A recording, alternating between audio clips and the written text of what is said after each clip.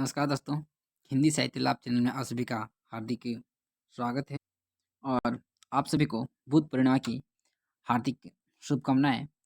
आज हम पढ़ने वाले हैं यूजीसी नेट सिलेबस की निबंध दिल्ली दरबार दर्पण।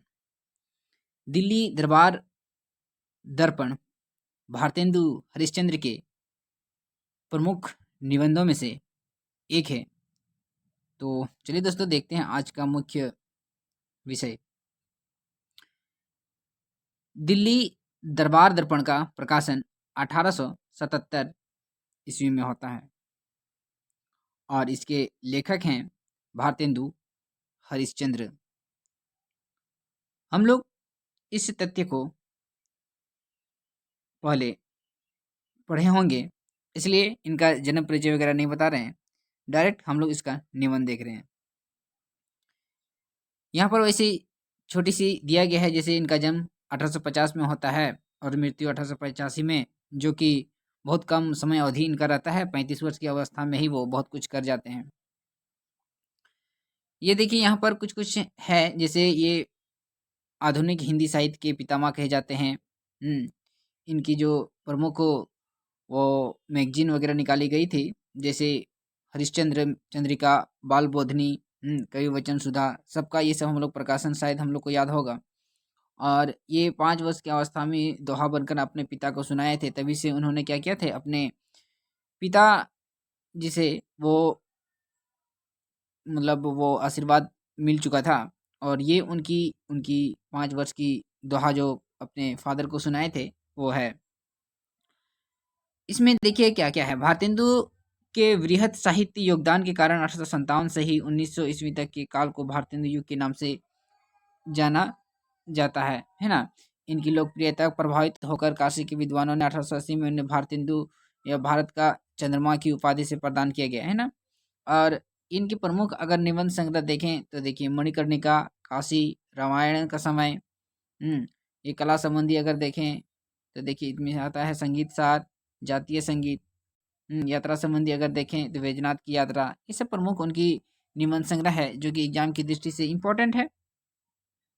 आगे है उनकी जीवन संबंधी, देखिए जो रचनाएं लिखी हैं वो कहते हैं कि पांचवें पैगंबर है, बीवी फतिमा है, सूरदास का जीवन चरित्र आदि इनके प्रमुख चरित्र निबंध हैं, है ना? और आगे हास्य व्यंग मतलब तो समझ ही रहे हैं कि स्वर्ग में विचार सभा, कंकड़ स्रोत, अंग्रेज स्रोत, ये उनकी हास्य व्यंग की प्रमुख रचनाएं हैं। दिल्ली दरबार दर्पण में कहता है कि ये प्रमुख कथन कौन-कौन सा है, किनके द्वारा क्या दिया गया है, वो एग्जाम की दृष्टि से मोस्ट इम्पोर्टेंट है। सबसे पहले यहाँ पर कहते हैं श्रीयुत। श्रीयुत जो दिल्ली दरबार दर्पण के सबसे प्रमुख पात्र के रूप में यहाँ पर उपस्थित हैं। कहते हैं कि दिल्ली का वायसरॉय है, लोगों से मनोहर रीति पर बातचीत किया करता है, जिससे सभी लोग मगन हो जाते हैं और ऐसा समझते हैं कि वायसरॉय के हमारा सबसे बढ़कर आदर सत्कार किया है। ये कोटेशन पूछा जा सकता है, ये कथन किनके द्वारा, या फिर ये भी पूछा जा सकता है कि किस निबंध से संबंधित है। दूसरा कथन है नवाब लोहारू। नवाब लोहारू कहते हैं बेधड़क वक्ता, परंतु उसी के साय अंग्रेजी और मुहावरों के भी खूब हाथ पांव तोड़ते हैं, तथा इनके साथ साथ उनके अरबी और फारसी का एक गद्य ग्रंथ बनाता है तथा श्रीयुत को सुनाने की इच्छा रखता है। ये कथन कौन कहते हैं? नौबत लोहारू। आगे इसमें कहता है महारानी तंजोर। महारानी तंजोर कहती है कि राजा सखाराम साहिब की पत्नी है। कौन है ये? राजा सखाराम साहिबा की पत्नी कौन है? महारानी तंजोर।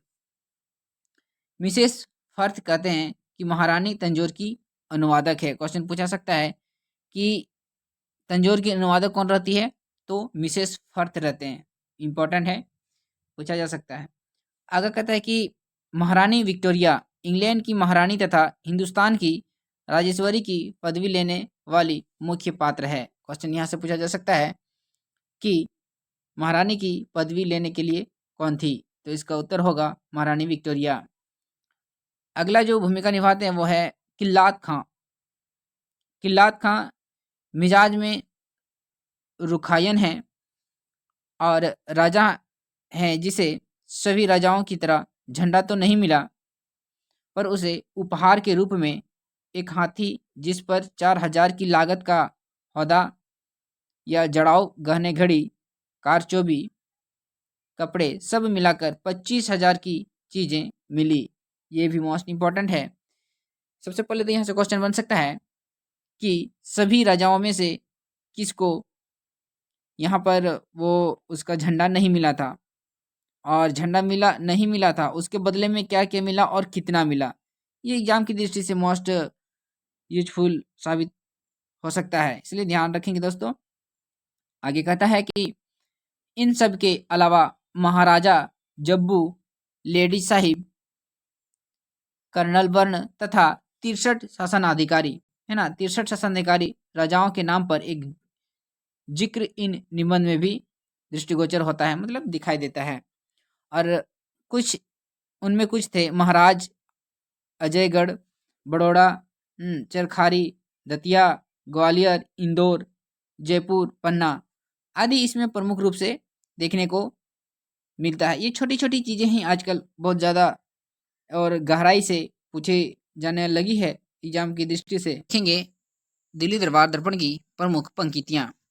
इसमें दिल्ली दरबार भारत में औपनिवेशिक काल में राजसी दरबार का होता था।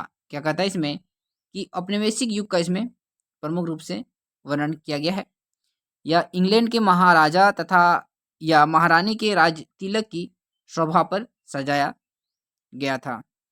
ब्रिटिश साम्राज्य के चरम काल में सन 1877 से 1911 के बीच 3 दिल्ली दरबार लगे थे। देखिए इंपॉर्टेंट है कि ये दरबार कितनी बार लगी थी, 3 बार लगी थी। कब से कब तक? 1877 से 1911 के बीच में यह जो दरबार लगी हुई थी।